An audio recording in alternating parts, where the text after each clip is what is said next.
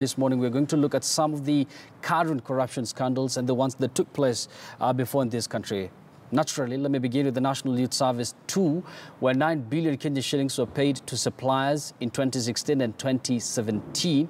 This is something that has become a subject of discussion almost everywhere, especially on social media. Kenyans are angry, calling on the government or the judiciary or the other relevant bodies to act very fast. And then there's the National Youth Service 1. This is when the current Kirinyaga governor was at the helm of the devolution docket. And here, 1.9 billion Kenya shillings was lost through fraud back in 2015. And then we all remember the current land saga, where about 8 billion Kenya shillings was linked to 40 members of parliament and state officials. And then, of course, another scandal that is currently happening, that is the National Cereals and Produce Board, where about 9 billion Kenya shillings were paid to undeserving brokers. These are people who are not actually farmers. And it's become also a subject of discussion in Kenya.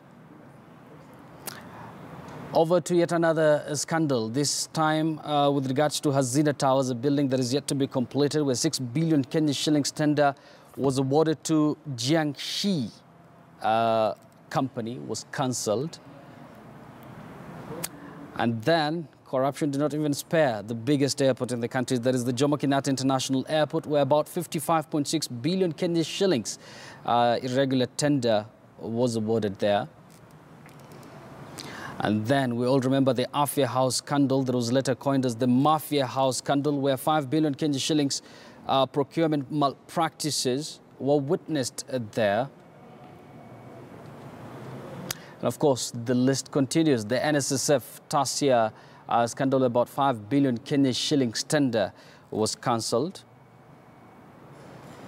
And then there's another one that also affected the police. Remember, the Transparency International ranked the police as the most corrupt in Kenya, where about 15 billion Kenya shillings unreliable surveillance system, 15 billion Kenya shillings were used to procure these CCTVs.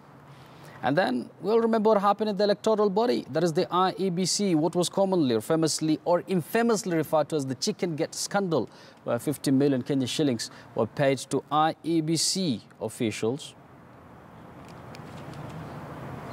Corruption did not even spare the Youth Enterprise Fund, where about 180 million shillings were misappropriated then by top officials. And then there was the Youth Enterprise 2, just like the NYS 2, where 10 million Kenya shillings were irregularly paid to 3 youth groups. And the list continues. This is a very long list, so we're just taking some of the big scandals and what Brian Obuya earlier referred to as the big fish that are yet to be convicted. And that is the Langata Road Primary School, where a land was supposed to be grabbed there, but fortunately rights activists came in handy to help that school reclaim the land. Well, of course, once again, that is the basis of our discussion this morning, and I have my guest here with me in studio, ready to discuss this issue that has elicited a lot of reactions in the country. We have a lawyer. Lawyer Titus Mahanu with me in studio. Okay, good morning and welcome to the program. Thank you so much. Of course, it's always said that corruption is something that has metastasized, and things are not that rosy in the country. First of all, are you angry as a Kenyan? Let me begin from there. As a Kenyan, I'm not surprised and I'm not angry because some of these events that are happening in terms of runaway corruption, they're happening because of our own making. Every time there is an opportunity for Kenyans to elect leaders and to get officials that hold public offices and put good people in the office, we always mismanage that process. So I'm not surprised at all. This is a situation, it is a creation of our own making. That is my... So you're not surprised I'm not surprised. What is happening at the moment? Yes. And some time back, there was a report by the Public Service Commission indicating that 96% of government corruption cases flop before prosecution. And we've seen a lot of blame game between the DPP, the ESCC, the judiciary. I mean, Is there a system that is working, a system that is in place to make sure that these corrupt people are brought to book? Most of these cases are bound to fail right from the onset, because you look at the systems and the nature through which these corruptions occur. These scandals, these cases are engineered from the systems of the government. You look at all those lists of the major scandals that you've highlighted. Yes. We see they are taking place within the public sector. And you see there is a symbiotic working of public sector, the departments within the public sector, such that if one works in a particular sector that has been marked with corruption, he knows very well he's going to be prosecuted, he's going to be investigated. These people talk with people in the DPP. These people talk with the people in the EACC. And more than often, they do have favors, they exchange favors. So you come to see that the reasons why most of these cases collapse is, look at the investigations that are always done. Very shoddy investigations. The manner of aligning up witnesses, the manner of gathering evidence, is shoddy. So some of these cases are always dead on arrival before court. So you shouldn't be surprised, because this is a well choreographed and internally engineered process to make sure that these cases fail. Yes. It's the senior people in government who are keen to make sure that these cases don't survive. So from your own perspective, as a lawyer, what do you think needs to be done? First of all, fighting corruption is not just about enacting laws and saying that we need to pile a lot of pressure on the judiciary and pile a lot of pressure on the EACC and the DPP. Fighting corruption should have that political goodwill. That is the first step that we need to inject in our system. Is it there already? As it stands, it's not there.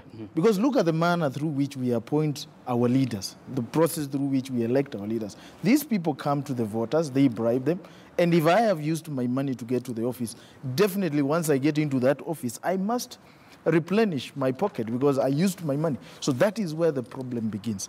And even Kenyans themselves, it has now become a norm. You see there is so much petty corruption within the systems. We are talking about the grand corruption that is happening. We are forgetting that we have sort of like legalized petty corruption, and nobody seems to see it as a big issue. Look at this case of a lady who used to work at the Huduma Center. Yes. There has been a lot of public outcry that how comes someone who solicits for 3,000 shillings is being jailed for a period more than 2 years, and the fine that has been imposed on her is more than 500,000. You see, and that is where the problem begins.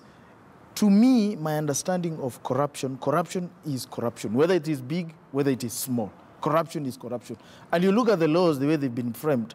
If you've been charged with any form of corruption, the maximum penalty that under the Anti-Corruption and Economic Crimes Act is 1 million. And the maximum jail term in terms of sentence that one can serve is up to 10 years. So the magistrate, in holding that this lady has been found culpable, therefore the magistrate has to cascade within that parameter that he has been given. But so the outcry is that the same magistrates don't jail the big fish per se. They don't jail them because these big fish are people that work within the systems of the government. They interfere with investigations. They compromise the prosecutors. They try to influence the manner in which the cases are prosecuted. You look at the way this case has been prosecuted. This lady, at some point, tried to return the money.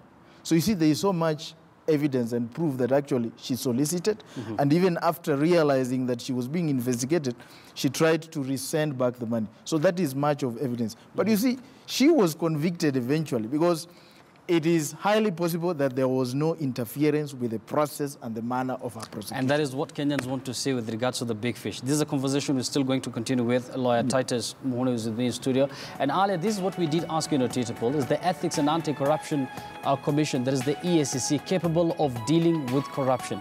This is what we did ask you earlier. Is the graft body, the anti-graft body, that is the EACC, capable of dealing with corruption? Our Twitter handle is at KTN News. You can as well tweet me at Yusuf Ibra. The hashtag to use is the News Center. And we're going to take a very short break. But when we return, we'll continue with this conversation about graft at a time when Kenyans seem to be very angry. At a time when we see entrepreneurs, or should we call them tenderpreneurs, siphoning billions, not just millions, billions of shillings from the public coffers. We're going to take a very short break. We'll return. Stay with us.